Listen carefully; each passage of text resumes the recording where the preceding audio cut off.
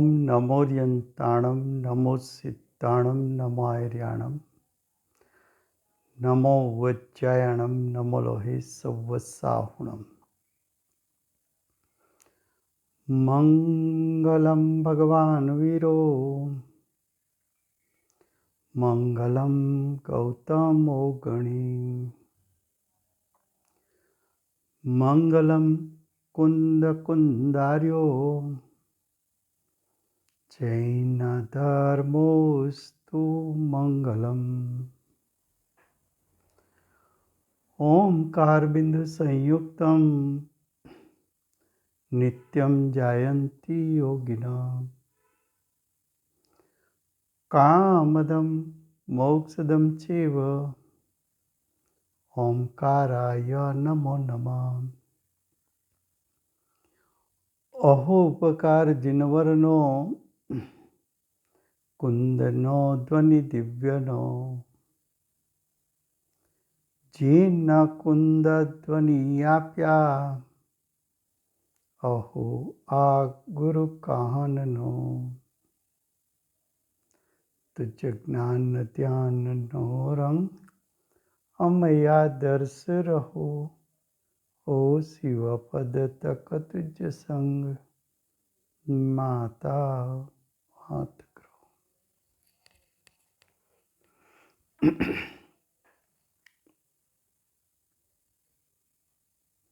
આ અષ્ટપાહુડ નામનું પરમ અધ્યાત્મ શાસ્ત્ર છે. છઠ્ઠું પાહુડ મોક્ષ પાહુડ એમાં આચાર્ય ભગવંત મોક્ષ પ્રાપ્તિનું કારણ તેનું સ્વરૂપ અને મોક્ષ પદનું સ્વરૂપ દર્શાવે છે. ગાથા 25 ચાલે છે એનો ભાવાર્થ. જેવી રીતે છાયાનું કારણ વૃક્ષાદિક છે, તેની છાયામાં જે બેસે તે સુખ પામે. આ તો દ્રષ્ટાંત છે. આ સુખ એટલે ઇન્દ્રિય સુખની વાત છે. અને તડકાનું કારણ એટલે તડકાનું નિમિત્ત સૂર્ય, અગ્નિ વગેરે છે. તેના નિમિત્તથી એટલે સૂર્યના નિમિત્તથી, અગ્નિના નિમિત્તથી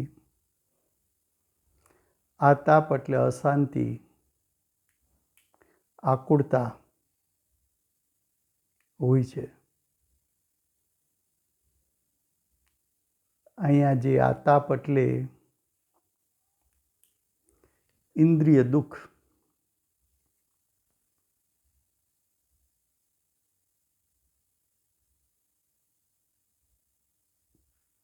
આતાપ એટલે ઇન્દ્રિય દુઃખ.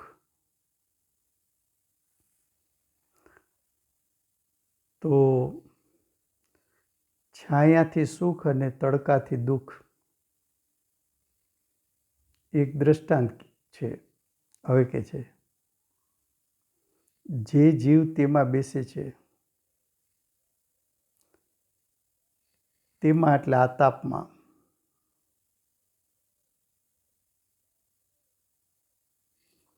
આત્મામાં બેસે છે તે દુઃખને પ્રાપ્ત કરે છે. આ પ્રમાણે છાયા અને આતાપમાં મોટો ભેદ છે.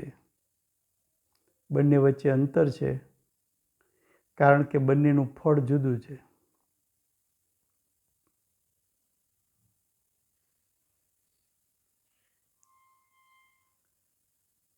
હવે આગળ આ પ્રમાણે જ જે જીવ વ્રત તપનું આચરણ કરે,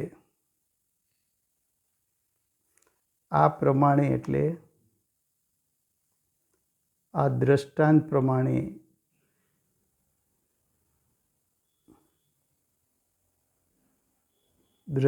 પ્રમાણે જ જે જીવ વ્રત તપનું આચરણ કરે એટલે શુભ ભાવ કરે તે સ્વર્ગના સુખને એટલે કે સ્વર્ગના ઇન્દ્રિય સુખને પામે, અને જે તેનું આચરણ કરતો નથી એટલે વ્રત તપનું આચરણ કરતો નથી એ વિષય કસાદિકનું સેવન કરે છે. વિષય કસા એ અશુભ ભાવો છે.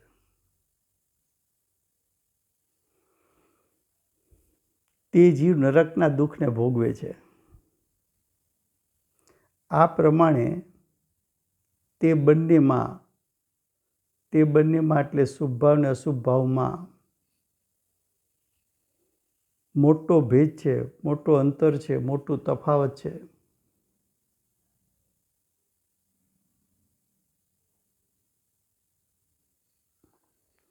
હવે કે છે તેથી આ દ્રષ્ટાંત કહ્યું અને સિદ્ધાંતમાં અવતાર્યું. તેથી અહીં કહેવાનો આશય એવો છે કે જ્યાં સુધી નિર્વાણ ન થાય એટલે મોક્ષની પ્રાપ્તિ ન થાય ત્યાં સુધી મોક્ષની પ્રાપ્તિ ન થઈ હોય તો અજ્ઞાનીને પણ મોક્ષની પ્રાપ્તિ નથી, સાધકને પણ મોક્ષની પ્રાપ્તિ નથી. તો અજ્ઞાન દશા અને સાધક દશામાં વ્રત તપ આદિમાં પ્રવર્તવું શ્રેષ્ઠ છે. કોની અપેક્ષાએ શ્રેષ્ઠ છે?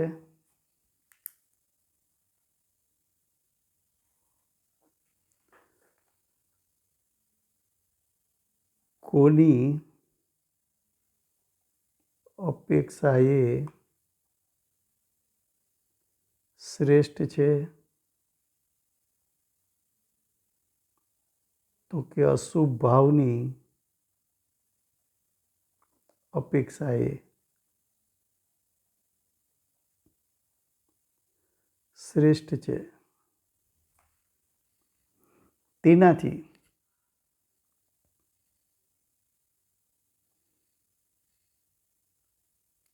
એટલે વ્રત તપથી સંસારના સુખની પ્રાપ્તિ થાય છે. સંસારનું સુખ એટલે ઇન્દ્રિય સુખ. નિર્વાણના સાધનમાં પણ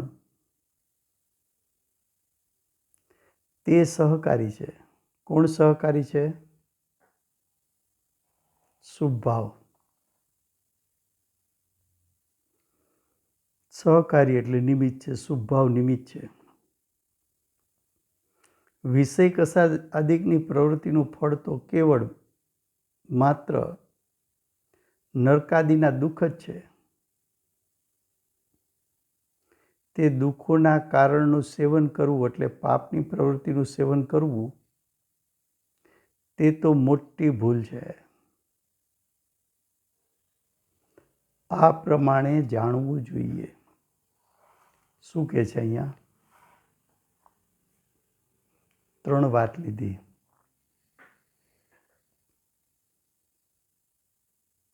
એક જીવ અશુભ ભાવ કરી શકે એ તો અજ્ઞાની જીવ છે.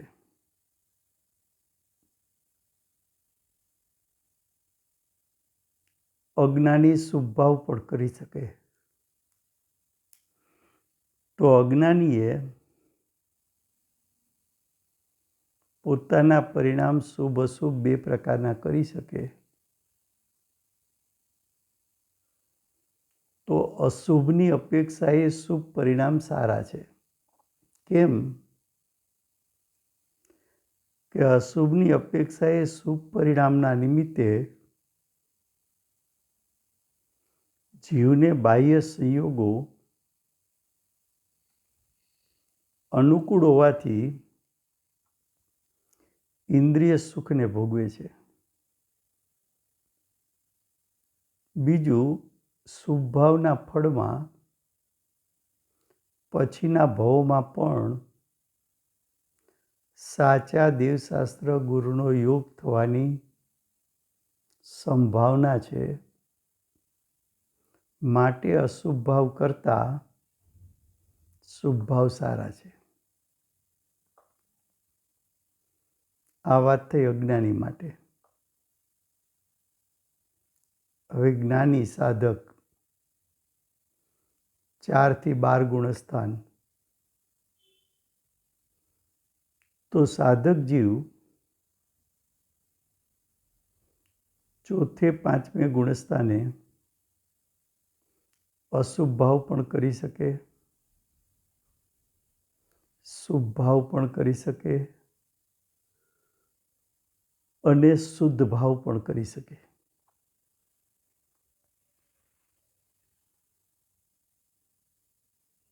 હવે 4થા 5મા ગુણસ્થાન વાળો ત્રણેય ભાવ તો કરી શકે,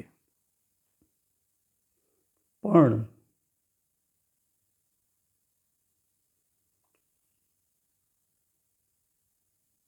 ખરેખર સાધકે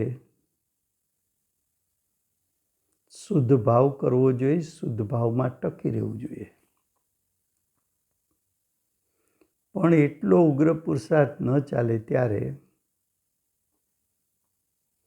ચતુર્થ ગુણસ્થાન વર્તી સમ્યક દ્રષ્ટિ, પંચમ ગુણસ્થાન વર્તી શ્રાવક શ્રાવિકા અર્જિકા,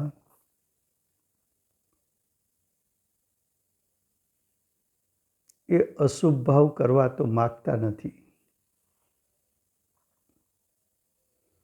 અને શુદ્ધતામાં ટકી શકાતું નથી લાંબો સમય. તો સમ્યક દ્રષ્ટિ, શ્રાવક શ્રાવિકા અર્જિકા અશુભ ભાવથી બચી અને શુભ ભાવમાં રહેવા પ્રયત્ન કરે છે. શુભ ભાવ કરે છે પણ હે બુદ્ધિ હોય છે. શુદ્ધતાની અપેક્ષા એ શુભ ભાવ લાભનું કારણ નથી. એ જ્ઞાની યથાર્થપણે જાણે છે.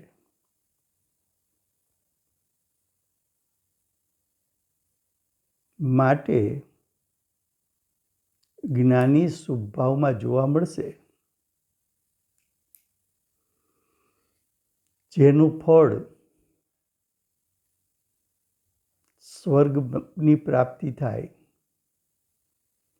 જેનું ફળ પછીના ભવમાં સાચા દેવશાસ્ત્ર ગુરુ એનો સંયોગ થાય. એવા નિમિત્તો મળે કે જીવ સાધક દશા પ્રગટ કરી શકે. તો એ અપેક્ષાએ ચતુર્થ ગુણસ્થાન વર્તી સમ્યક દ્રષ્ટિ, પંચમ ગુણસ્થાન વર્તી શ્રાવક શ્રાવિકા અર્જિકા પ્રથમ તો શુદ્ધતાને જ પ્રગટ કરવા માગે છે. શુદ્ધતામાં ન ટકી શકાય ત્યારે અશુભમાં જવું નથી, માટે શુભ ભાવમાં હે બુદ્ધિએ રોકાય છે.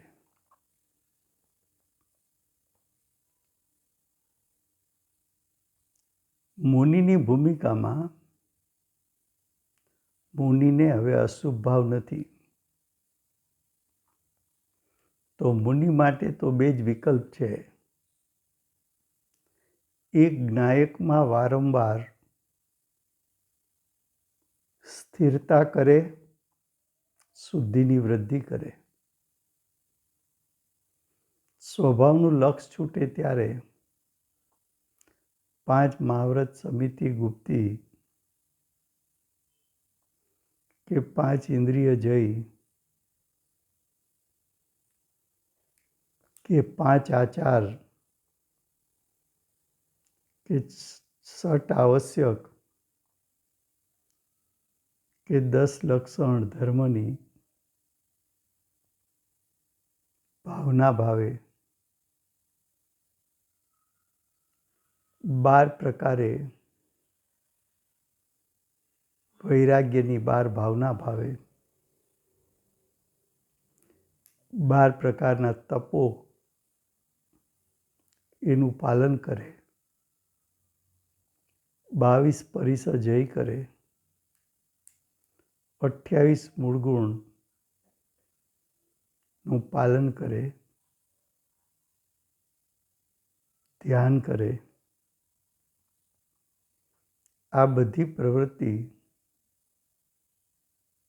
સુત્તા રૂપે પણ છે અને આ બધી પ્રવૃત્તિ સવિકલ દશામાં શુભ ભાવ રૂપે પણ છે. તો જ્ઞાની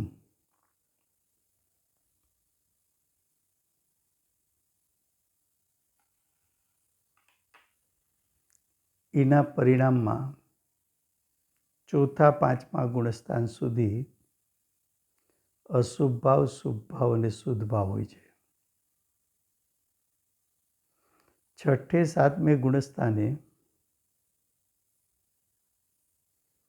શુભ ભાવ અને શુદ્ધતા હોય છે. શ્રેણી આરોહણ કર્યા પછી શુદ્ધતા સાથે અબુદ્ધિપૂર્વકનો રાગ હોય છે.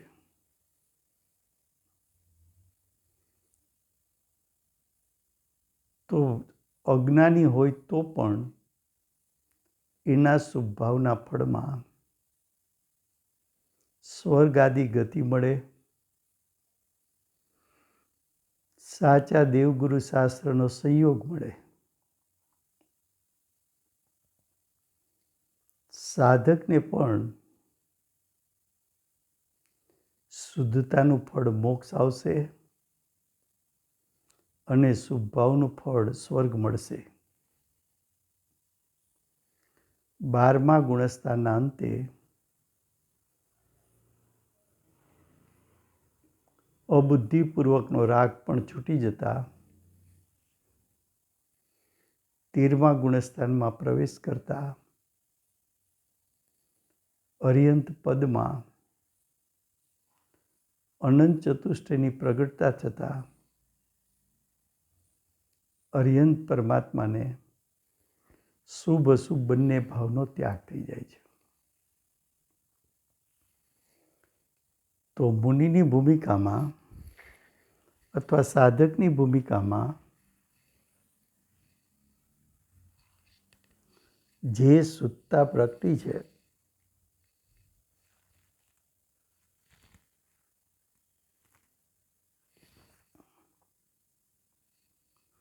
એ શુદ્ધતાનું ફળ મોક્ષ આવશે.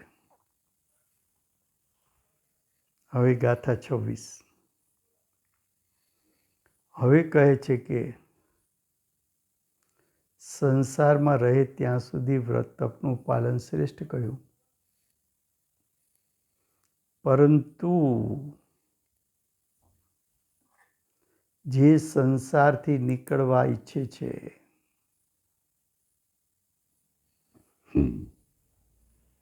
સંસારથી નીકળવા જે ઈચ્છે છે તે આત્માનું ધ્યાન કરે. પેલા અશુભ ભાવ છોડાયો,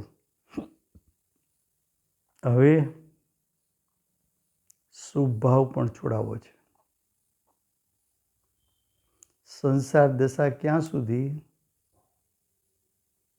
1 થી 13 ગુણસ્થાન. અર્યંત પરમાત્મા સંસારમાં છે? તો કે હા, અર્યંત પરમાત્મા પણ એને યોગનું કંપન છે. યોગનું કંપન છે એ આશ્રવ તત્વ છે.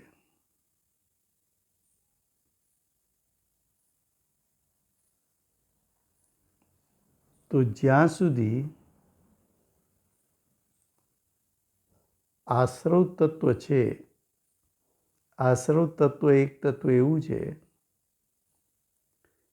1 થી 13 ગુણસ્થાન હોય છે.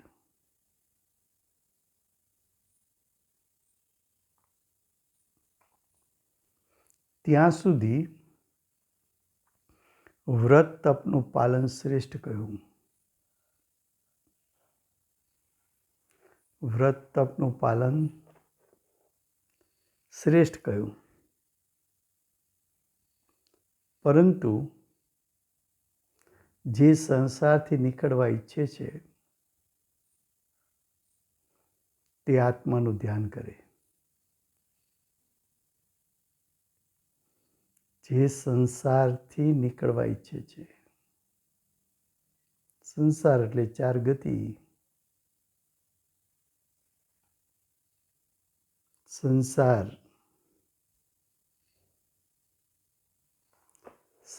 એટલે ચાર ગતિ.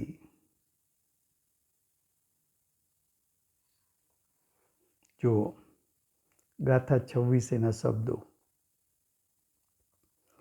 સંસાર અર્ણવ રુદ્રથી નિસરણ ઈચ્છે જીવ જે ધ્યાવે કર્મ ઇંધન તણા દહના નિજ શુદ્ધાત્મને.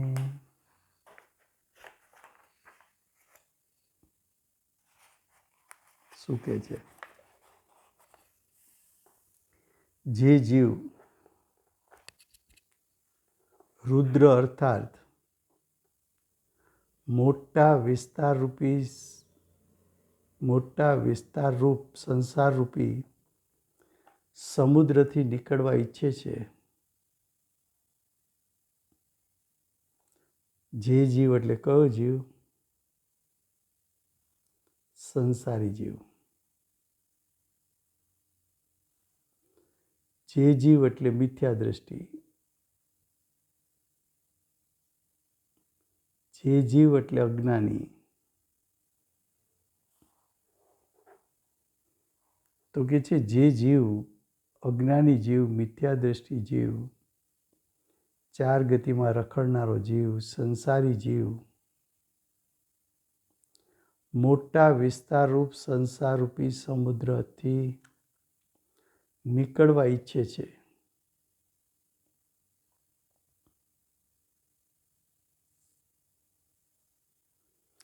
તે જીવ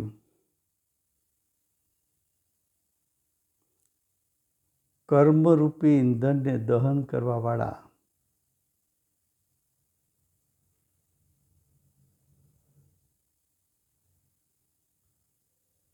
કર્મ એટલે દ્રવ્ય કર્મ. દ્રવ્ય કર્મના ઈંધણને દહન કરવાવાળા એટલે બાળવાવાળા શુદ્ધાત્માનું ધ્યાન કરે છે. નિર્વાણની પ્રાપ્તિ કોને થશે? તો કે નિર્વાણની પ્રાપ્તિ શુદ્ધાત્માનું ધ્યાન કરશે તેને થશે. ધ્યાન કોનું કરવું? પરનું કે સ્વનું?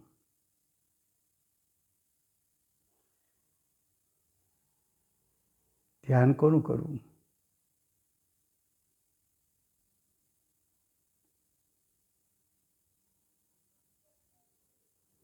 તો કે છે કે ધ્યાન તો પોતાના શુદ્ધાત્માનું કરવું.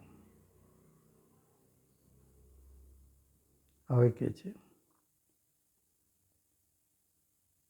ભાવાર્થ.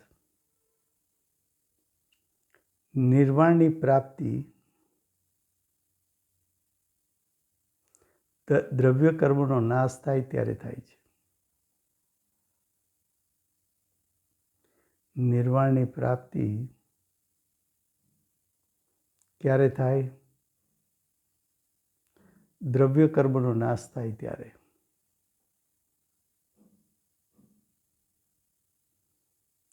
કર્મનો નાશ શુદ્ધાત્માના ધ્યાનથી થાય છે. સાવ સાદી ભાષામાં આચાર્ય ભગવંતે બતાવ્યું.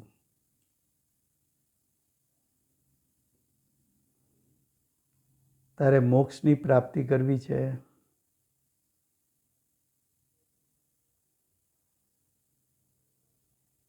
તારે કર્મનો નાશ કરવો પડશે.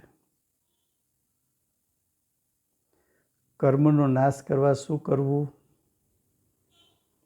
તો કે શુદ્ધાત્માનું ધ્યાન કરવું.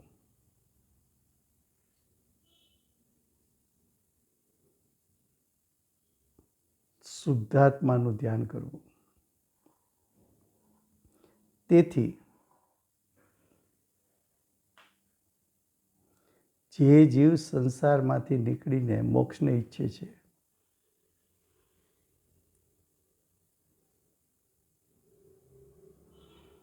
ચાર ગતિનો ત્યાગ અને મોક્ષની પ્રાપ્તિ,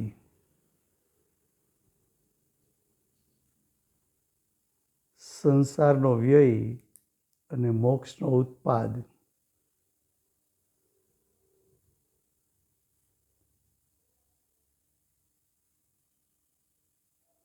સંસારનો વ્યય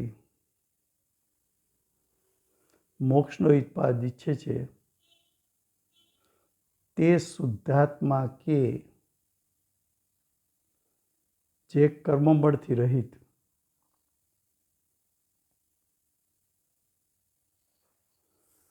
કર્મબળથી રહિત એટલે દ્રવ્ય કર્મથી રહિત, અનંત ચતુષ્ટય સહિત, જેને અનંત જ્ઞાન, અનંત દર્શન, અનંત સુખ, અનંત વીર્ય પ્રગટ થયું છે.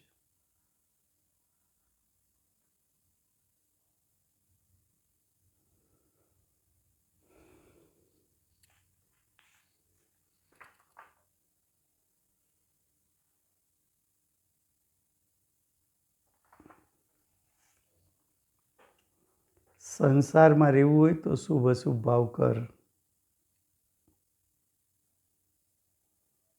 દુઃખી થવું હોય તો શુભ અશુભ ભાવ કર. સંસારમાં રહેવું હોય તો દ્રવ્ય કર્મનો આશ્રય લે.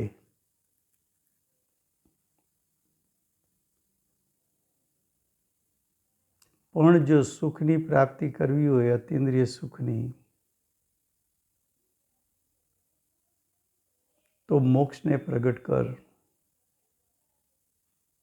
નિર્વાણ પ્રાપ્ત થા. નિર્વાણની પ્રાપ્તિ માટે દ્રવ્ય કર્મનો નાશ કર. દ્રવ્ય કર્મના નાશ માટે શુદ્ધાત્માનું ધ્યાન કર. સ્વના લક્ષ્ય ધ્યાન કર.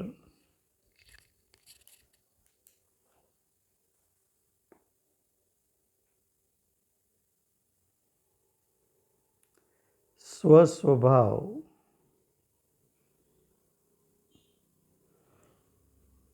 સ્વસ્વભાવના ધ્યાનથી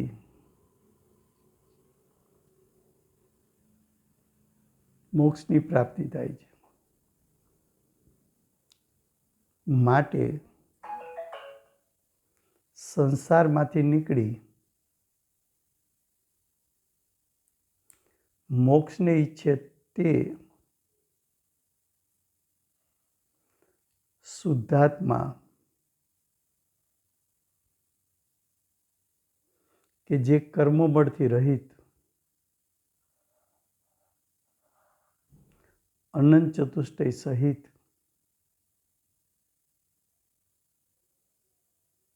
પરમાત્મા છે તેનું ધ્યાન કરે. મોક્ષનો ઉપાય આ સિવાય અન્ય નથી. મોક્ષમાં જવાની વિધિને રીત એક, સ્વનું ધ્યાન કરો.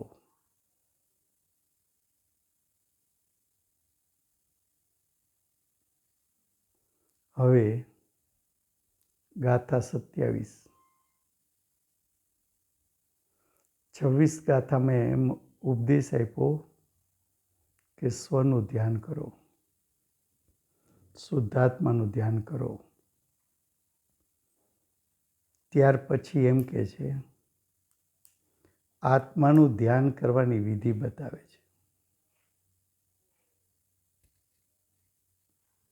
શું બતાવે છે? આત્માનું ધ્યાન કરવાની વિધિ બતાવે છે. આત્માનું ધ્યાન કેમ થાય?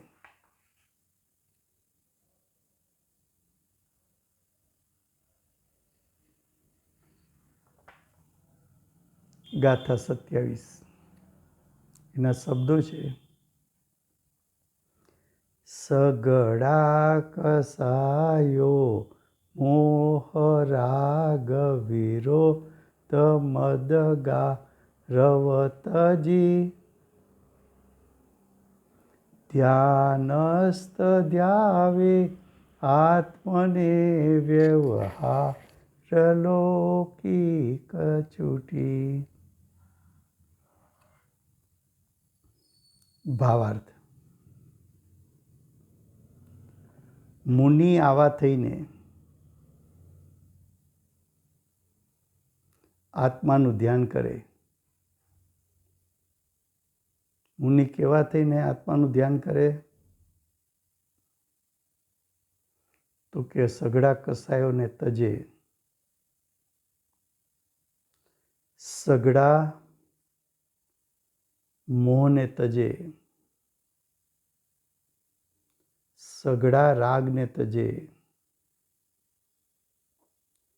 સઘળા વિરોધ એટલે દ્વેષને તજે, સઘળા મદ 8 પ્રકારના મદને ત્યાગે અને સઘળા ગારવ એટલે અભિમાન એને તજે.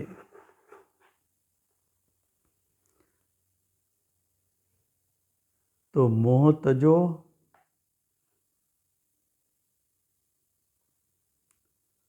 મોહ તજો,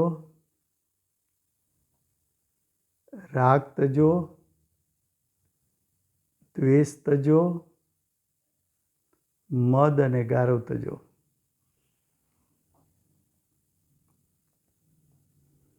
જો ભાવાર્થ: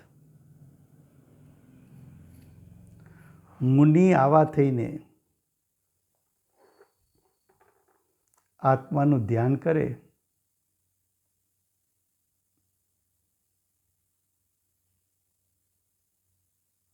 આવા થઈને એટલે સર્વ કસાયને ત્યાગીને. આવાનો અર્થ છે સર્વ કસાયનો ત્યાગ.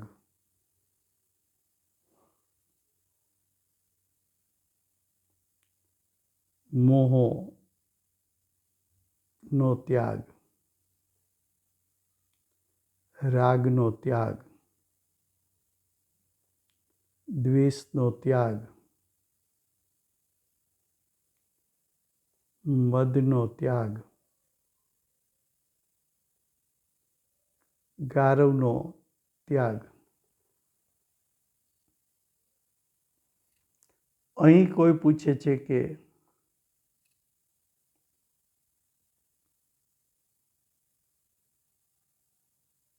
બધા કસાયોને છોડવાનું કહ્યું છે, તો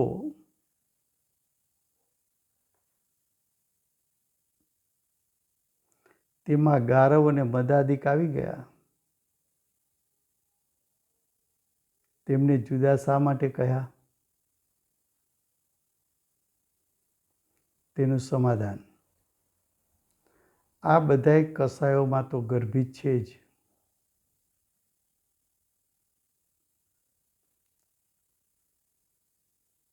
કસાય કયો તો ખરેખર તો આ બધાનો એમાં સમાવેશ થઈ જાય, પરંતુ વિશેષ રૂપથી બતાવવા માટે ભિન્ન ભિન્ન કયા છે. વિશેષ રૂપથી એટલે ભેદ પાડીને બતાવવા માટે ભિન્ન ભિન્ન કયા છે. કસાયની પ્રવૃત્તિ આ પ્રમાણે છે.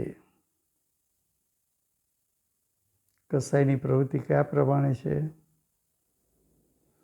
તો કે જે પોતાના માટે અનિષ્ટ હોય તેનાથી ક્રોધ કરે.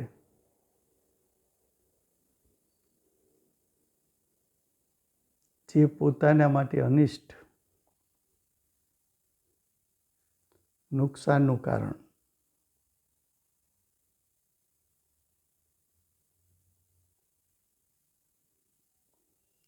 તેનાથી ક્રોધ કરે,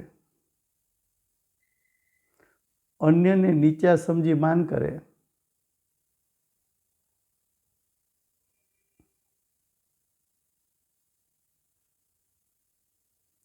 કોઈ કાર્યના નિમિત્તે કપટ કરે,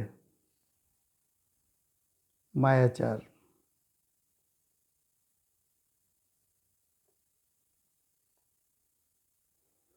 આહારાદિકમાં લોભ કરે,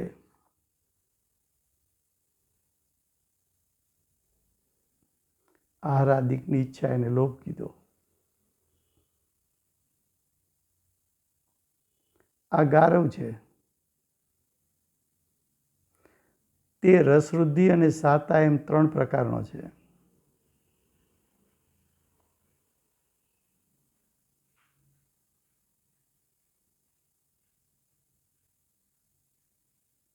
તો ગારવ, રસવૃદ્ધિ અને સાતા. ગારવ,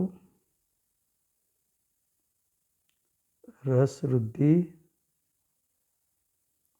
અને સાતા.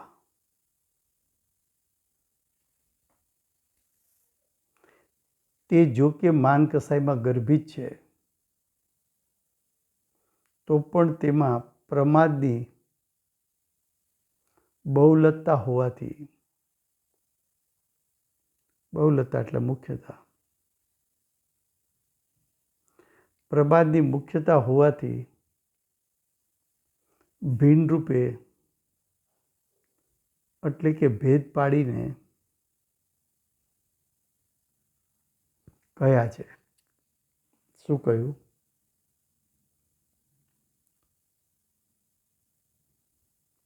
બતાવી છે આત્માના ધ્યાન કરવાની વિધિ. પણ ધ્યાન થાય ક્યારે?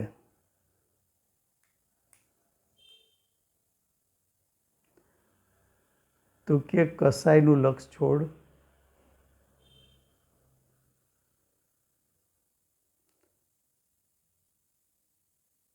માનનું લક્ષ છોડ, 8 પ્રકારના અભિમાનનું લક્ષ છોડ, રાગ દ્વેષનું લક્ષ છોડ, દર્શન મોહનું લક્ષ છોડ, લૌકિક વ્યવહારનું લક્ષ છોડ, તો તું શુદ્ધાત્મામાં સ્થિરતા કરી શકે.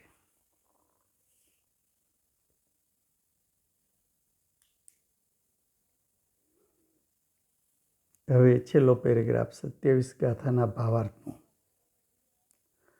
મદ, જાતિ, લાભ, કુળ, રૂપ, તપ, બળ, વિદ્યા, આશ્ચર્ય, ઐશ્વર્ય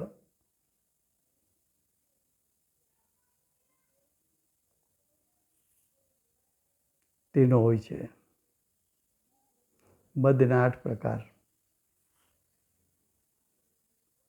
જાતિનો મદ,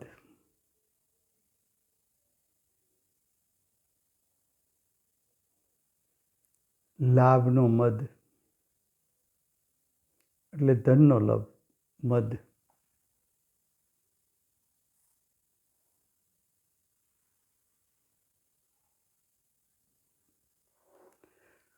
કુળનો મદ, પિતા પક્ષે અમે કયા કુળના છીએ. જાતિ મદ, માતાનો પક્ષ, મામાનો, નાનાનો પક્ષ એ જાતિ કહેવાય. રૂપ, અમે સ્વરૂપવાન છીએ.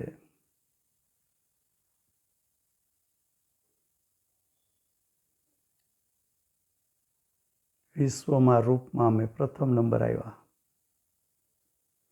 મિસ ઇન્ડિયા થયા. તપ, બાહ્યના ક્રિયાકાંડ.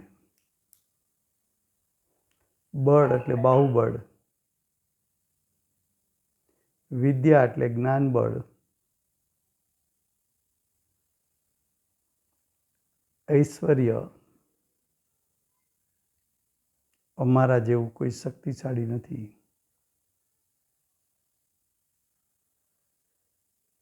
આ બધાના મદ હોય છે.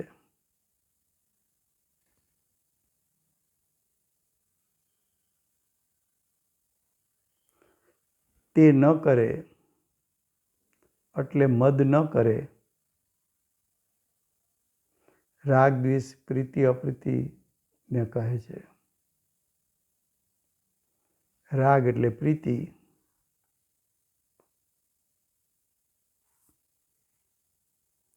દ્વેષ એટલે અપ્રીતિ.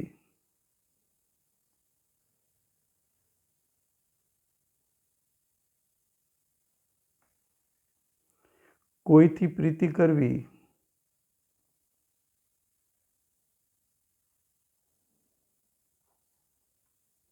કોઈથી એટલે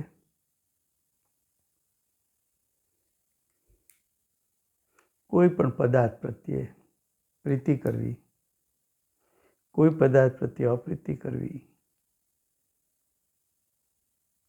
આ લક્ષણ ભેદે ભેદ કહ્યું. જે કસાય છે એના ભેદ પાડો તો બધાના લક્ષણ જુદા જુદા. મોહ અર્થાત મમત્વ ભાવ. સંસારનું મમત્વ તો મુનિને તો છે જ નહીં, પરંતુ ધર્મ પ્રત્યે અનુરાગ છે. શિષ્ય આદિમાં કરુણા બુદ્ધિ એ પણ મમત્વ ભાવ છે. એ પણ છોડે તો ધ્યાન થાય. ધ્યાન થાય તો દ્રવ્ય કર્મ નાશ થાય. દ્રવ્ય કર્મ નાશ થાય તો મોક્ષ થાય. આ પ્રમાણે ભેદ વિવિક્ષાથી ભિન્ન ભિન્ન કયા છે. આ સર્વે ધ્યાનના ઘાતક ભાવો છે.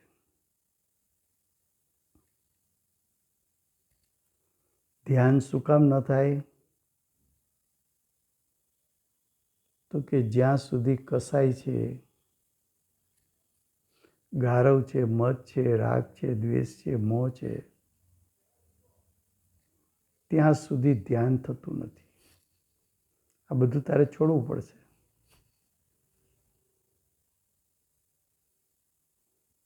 આ પ્રમાણે ભેદ વિવિક્ષાથી ભિન્ન ભિન્ન કયા છે. આ સર્વે ધ્યાનના ઘાતક ભાવો છે. તેમને છોડ્યા વિના ધ્યાન થતું નથી. તેથી જેમ ધ્યાન થાય તેમ કરે.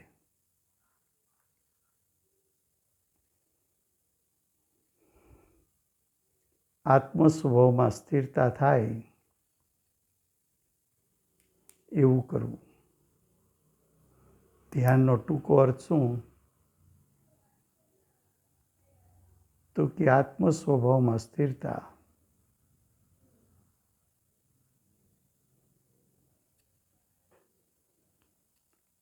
ગાથા 28માં પણ એ ધ્યાનના સ્વરૂપ માટે આગળ કહેશે. સમય થયો છે. શુક્લ ધ્યાનના ધારક શ્રી સિમંદર ભગવાનનો જય હો.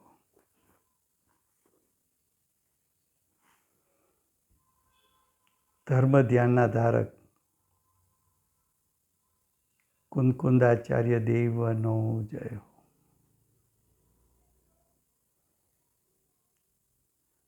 ધર્મ ધ્યાનના ધારક પરમ કૃપાળુ શ્રી સદગુરુદેવનો જય હો.